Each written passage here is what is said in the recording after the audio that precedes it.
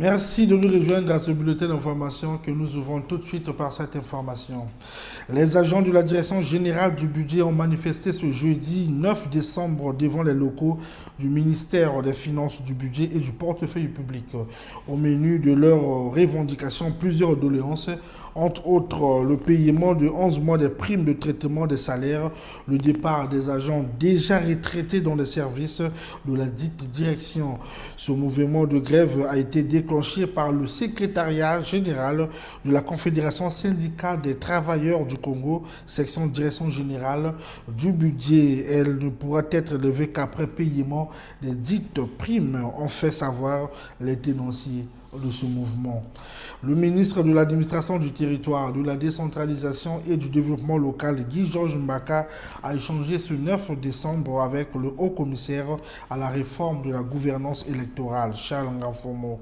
Les deux personnalités ont passé en revue les différents aspects de la problématique de l'amélioration du système électoral au travers des réformes profondes, et elles ont également évoqué l'intérêt de l'engagement des réformes pour assainir l'environnement électoral et donner ainsi satisfaction au gouvernement.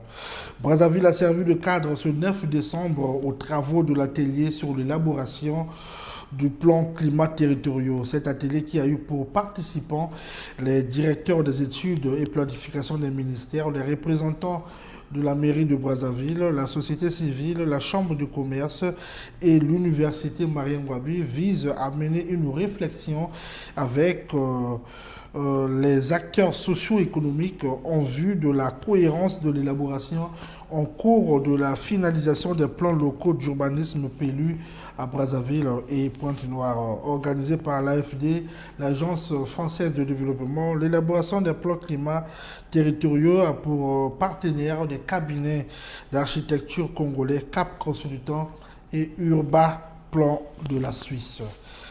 Et puis le président français Emmanuel Macron a échangé ce 9 décembre avec la presse française sur sa vision à la présidence de l'Union européenne. Pour lui, il pense qu'il est temps de créer un New Deal avec l'Afrique pour la présidence de l'Union européenne.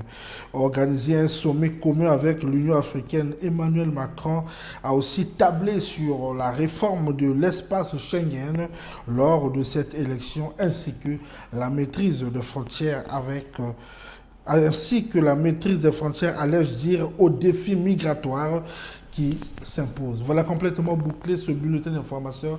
Mesdames et messieurs, merci à vous de nous avoir suivis. On se retrouve demain à la même heure.